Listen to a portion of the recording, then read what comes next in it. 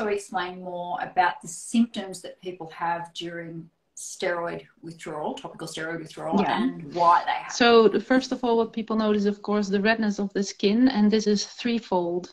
So the first reason is that the skin is thinned by the use of topical steroid creams, because one of the actions is anti-proliferative. This means that the skin is getting thinner over time. So the redness underneath will shine through much faster. Then a second reason is that when you stop using the creams, the capillaries and the blood vessels go from vasoconstriction into vasodilation. So also this causes a lot of redness to the skin. And the third reason is the skin is very open and impaired, because of that you have problems with irritant exposure. When you have irritant exposure, your skin will get inflamed and get red as well. So there are three things going on at the same time while you are so red. Now, the second symptom is flaking. We all notice that we're flaking and flaking and flaking, and we have mountains of flakes in the bed. Everywhere you sit, you're like a little snowman. So this is actually, actually flaking is a good sign. It's a sign of healing.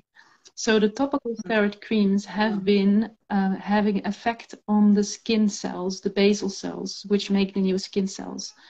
But they are affected not equally. So one basal cell is a little bit stronger than his neighbor. But they all start producing skin cells again in different rates because of that. And this causes a lot of flaking to the skin. Once your skin gets better and better and better, they will come at the same rate again, and then the flaking will stop at a certain point. Then we have swelling or edema. So it can be on the legs or wherever you're affected, you can have swelling. So this happens also because of the vasodilation. So you can imagine the capillaries have pores. They need to have this because they exchange oxygen, nutrition, bring it into the tissue. So they need to have pores, but if there's vasodilation, the pores are bigger. And the liquid, the plasma in the blood can leak into the tissue. So that's why there is swelling.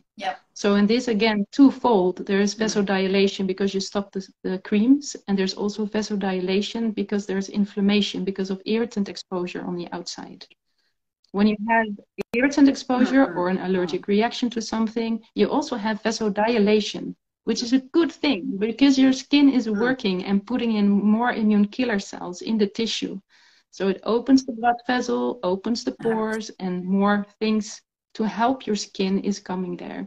So this is also why there is vasodilation, and then the liquid can leak into the skin. Now we go to another symptom, which is oozing. When the skin is very thin, the skin cannot hold this fluid.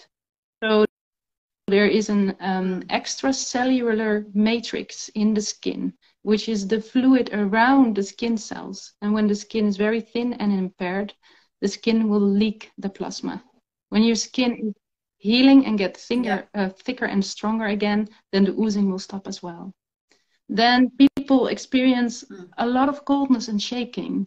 This is because if more than 15% of the skin is affected, you already have a lot of loss of heat. So internally, you will feel very, very cold. And I can remember this as one of my worst symptoms because I was uncomfortable all day long. I was so cold, so cold.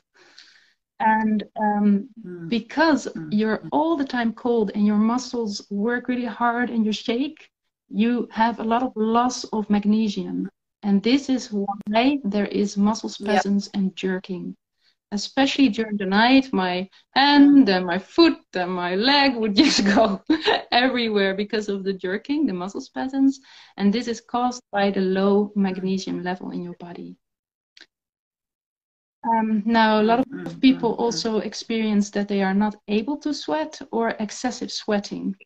Now, when your skin is not able to sweat, it's actually in a quite poor condition. So this is oftentimes in the beginning phase of topical steroid withdrawal.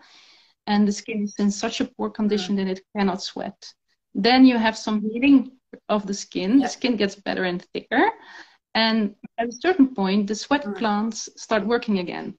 And you can experience hot flushes with excessive sweating. And then the sweat is salty, so you start itching and scratching. The quality of the skin goes down again, and then it's not able to sweat again. So a lot of times people bounce between not being able to sweat and over excessive sweating for a while before they go up and the skin heals more, and then this symptom will be gone.